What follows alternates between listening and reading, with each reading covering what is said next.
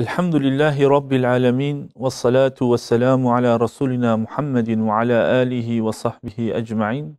Allahu Teala fi kitabihil kerim. Auzu billahi mineşşeytanirracim. Bismillahirrahmanirrahim. Kul inne salati ve nusuki ve mahyaya ve memati lillahi Rabbil alemin. Sadakallahul azim.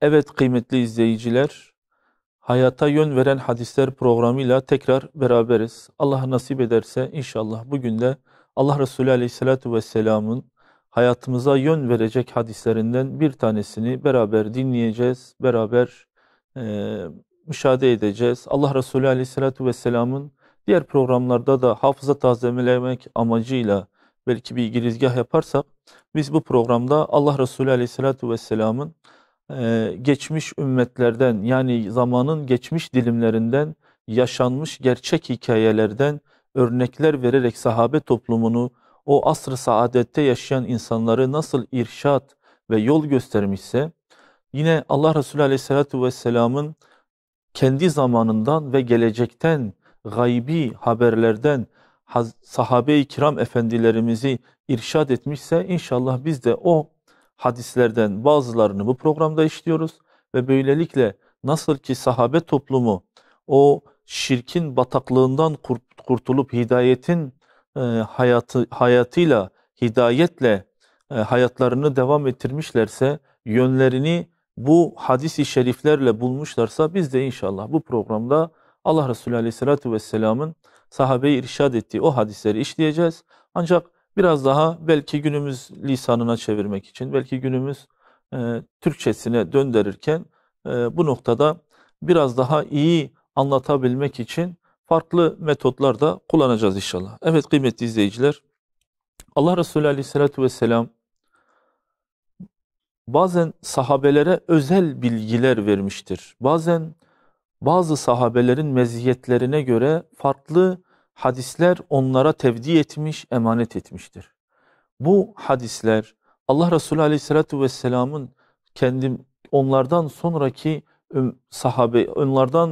bu hadisler onlardan sonraki insanlara, yani bizlere ulaşılabilmesi için sahabeler bu hadisleri tabiri caizse bir emanet gözüyle görmüş ve bize kadar getirmiştir. Allah kendisinden razı olsun. Muaz İbni Cebel, farklı rivayetleri de olmakla beraber, hadisin farklı forumları olmasıyla beraber, hasta döşeğindeyken, yani sahabenin ileri gelenlerinden, alimlerinden Muaz İbni Cebel vefatından önce hasta döşeğindeyken etrafında bulunan tabiinden ve sahabeden arkadaşlarına dönerek Allah Resulü Aleyhisselatü Vesselam'ın kendisine tevdi ettiği, emanet ettiği bir hadisi şöyle anlatacak. Diyecek ki, eğer ben şu anda ölüm döşeğinde olmasaydım, şimdi size anlatacağım hadisleri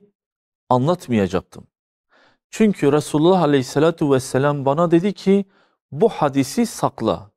Ancak ölüm döşeğimde bu hadisi size anlatmamın sebebi de yine Allah Resulü Aleyhisselatü Vesselam'ın, siz kim benden ne duyarsa benden duyduklarını benden sonraki halka, millete, toplumlara, ümmetin diğer fertlerine anlatsın. Olabilir belki siz anlamadınız, onlar sizden daha iyi anlayacaktır. Onun için benden duyduklarınızı saklamayın, insanlara anlatın hadisi de olmasaydı, ben yine şimdi bu hadisi size anlatmazdım. Nitekim şimdi Allah belki yakın bir zamanda diyecek, ruhumu kabz edecek, bu hadisin benimle ahirete gitmesine gönlüm razı değil diyerek şu hadisi rivayet edecek. Diyecek ki, biz bir savaş dönüşünde Allah Resulü Aleyhisselatü Vesselam ile beraberdik. Ben Allah Resulü Aleyhisselatü Vesselam'ın bineğinde, arkasında, terekesinde oturmuştum. Öyle ki benimle Resulullah Aleyhisselatü Vesselam'ın arasında, o bineğin üzerinde ancak semerin o örülmüş bezlerinden başka bir şey yoktu. Biz böyle bu halde, ben Resulullah Aleyhisselatü Vesselam'ın arkasında bineğin üzerinde oturmuş bir şekilde seyahat ederken, Allah Resulü Aleyhisselatü Vesselam birden ya Muaz diye seslendi. Ya Muaz dedi, ben de Resulullah Aleyhisselatü Vesselam'a mukabelede bulunarak dedim ki lebbeyk ya Resulallah, emret ya Resulallah, söyle ya Resulallah, emrindeyim ya Resulallah. Allah Resulü bana ey Muaz dedikten sonra ben de mukabelede onunla bulunduktan sonra Resulullah sesini çıkarmadı. Sonra biz devenin üstünde devam ettik, yola devam ettik. Ben iç alemimde pazarlıklar etmeye başladım. Dedim ki Resulullah bir şey söyleyecekti ancak vazgeçti. Herhalde söylemekten nehyedildi. Ve bu acaba niye söylemedi, bana bir şey söyleyecekti, niye söylemedi derken iç alemimde böyle pazarlıklara başladım. Sonra deve gitti, binek ilerledi. Tekrar dönüp dedi ki, ya Muaz dedi, ben tekrar lebbeyke ve sa'deyke ya Resulallah, buyurun emredin ya Resulallah dedim. Allah Resulü Aleyhisselatü Vesselam yine sustu. Yine ben Allah Resulü Aleyhisselatü Vesselam ileride bir şey söyleyecek, biraz sonra bir şey söyleyecek, acaba yine vaz mı geçti derken binek yine ilerlemeye başladı.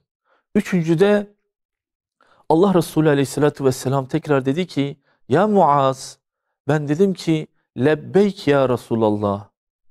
O cevap olarak dedi ki, ey Muaz, Allah'ın kullar üzerindeki hakkı nedir biliyor musun? Allah'ın kullar üzerindeki hakkı. Yani ne demek? Hani insanoğlu yoktu. Varlığından habersizdi, bilinçsizdi. Allah onu farklı bir mahluk veya hiç yaratmamış da olabilirdi. Ancak Allah ona ikramda bulundu, lütfetti. Karşısında onu yarattı. Yaratmakla kalmadı, ona şuur, bilinç verdi. Yarattığı varlığın yaratılışından kendini haberdar etti. O varlığın kendisinden haberdar eyledi.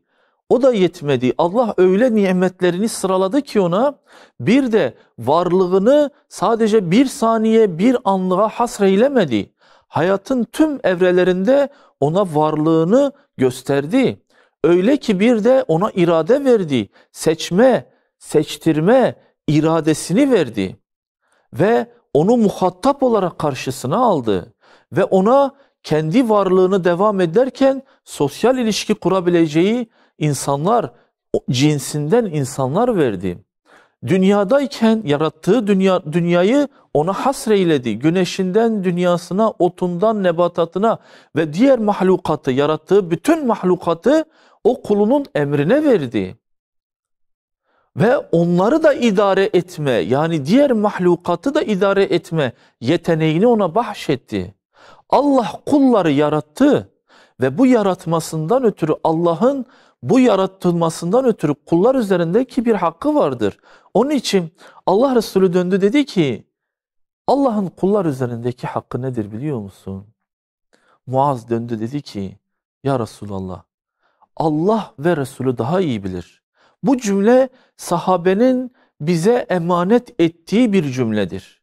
Yani bir şey bilseler dahi sahabe sözün sahibi, sorunun sahibi Allah Resulü Aleyhisselatü Vesselam olduğu için söze hem edeben hem de ilmin bir gereği olarak soruyu cevap olarak nitelendirmiyor. Direkt Allah Resulü Aleyhisselatü Vesselam'ın söyleyeceği şey bizim ilmimizin daha dışında, daha üstünde olur. Siz söyleyin mahiyetinde, siz bize söyleyin. Biz bilmeyiz manasında Allah ve Resulü daha iyi bilir dedi. Hani böyle medreselerimizde talip olanlar, talebe olanlar bu işin ne demek olduğunu bilir. Hoca onlara bir soru sorarsa ki imtihan amaçlı değildir. Bazen sorular bilgi amaçlı sorulur. Falanca şey sence nedir dediğinde talebe Seydam siz daha iyi bilirsiniz, hocam siz daha iyi bilirsiniz gibi bu noktada tevazu göstererek, edep göstererek soruya cevap vermez. İşte hocalarımız, medreselerimizdeki sistem de sahabelerin kendileriyle Resulullah Aleyhisselatü Vesselam'ın ilişkisini sünnet olarak devam ettikleri bir ortamın neticesidir. Söylemin neticesidir. Muaz bin Cebel diyor ki tekrar, ben dedim ki Allah ve Resulü daha iyi bilir.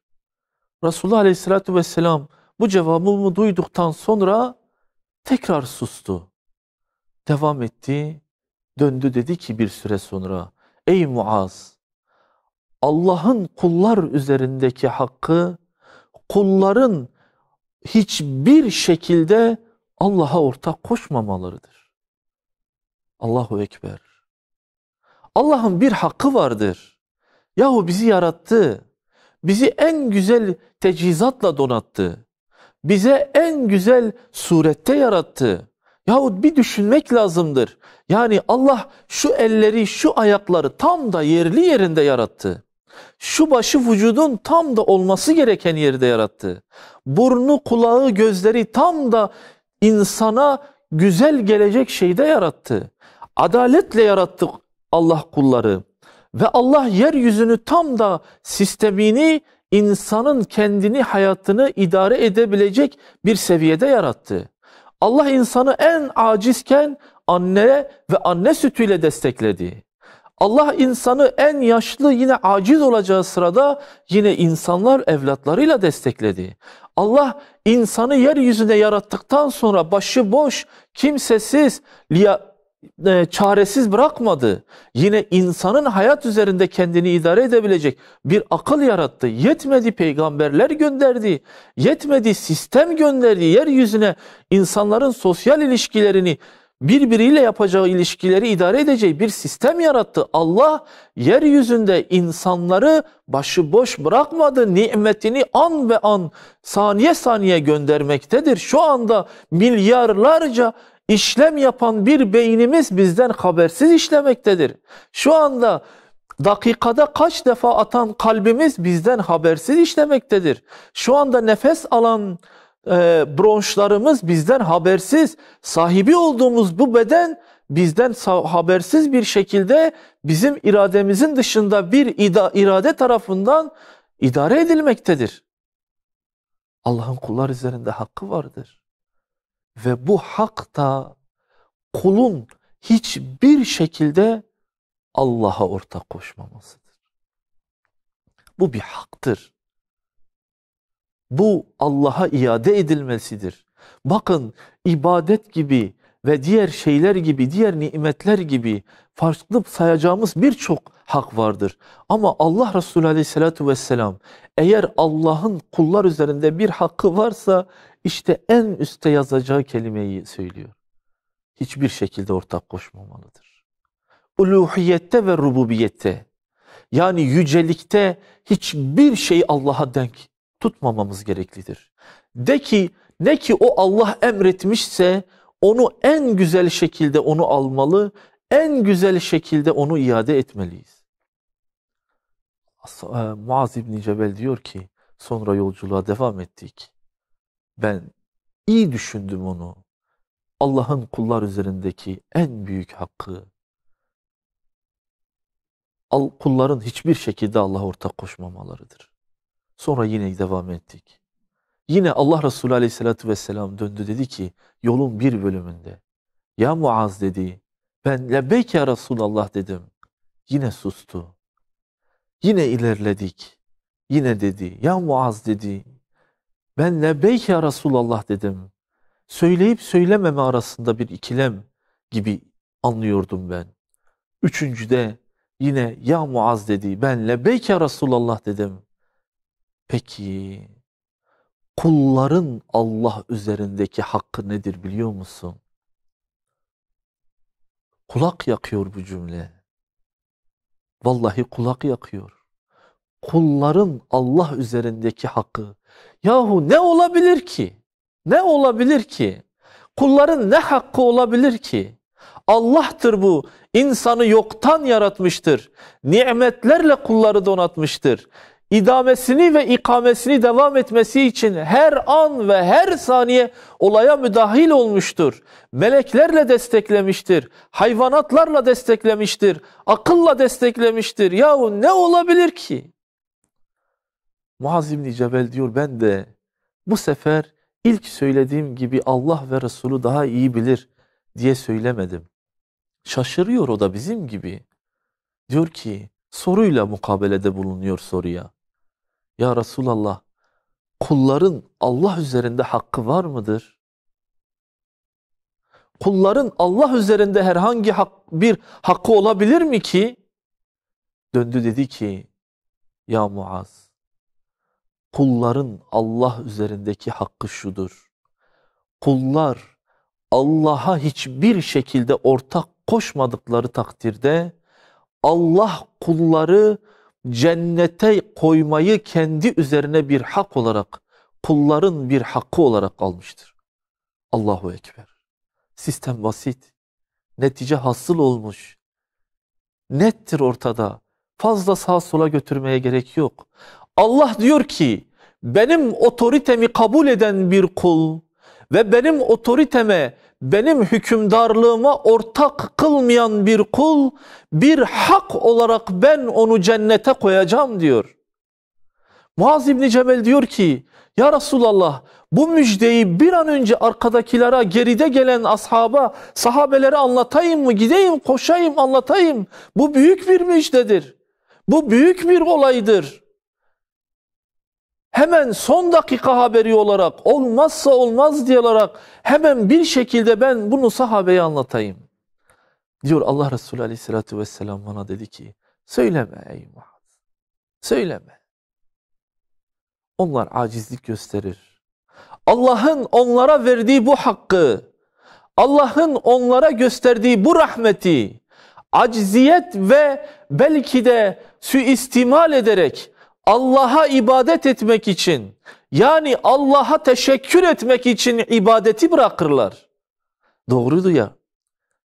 Her nimetin şükrü gereklidir. Allah böyle bir nimet kullarına bahşetmişse o şükrün de bir edası lazımdır. Allah Resulü Aleyhisselatü Vesselam dönüyor. Onlara söyleme, acizlik yapmasınlar. Ahir ömründe bunu anlatacak Muaz İbni Cebel rahmetullahi aleyh. Allah kendisinden razı olsun inşallah. Ve bunu söylerken de vallahi Allah Resulü Aleyhisselatü Vesselam'ın şu hadisi olmasaydı ben bunu tekrar size söylemeyecektim. Yine belki duyduğunuzda acizlik gösterirsiniz diye.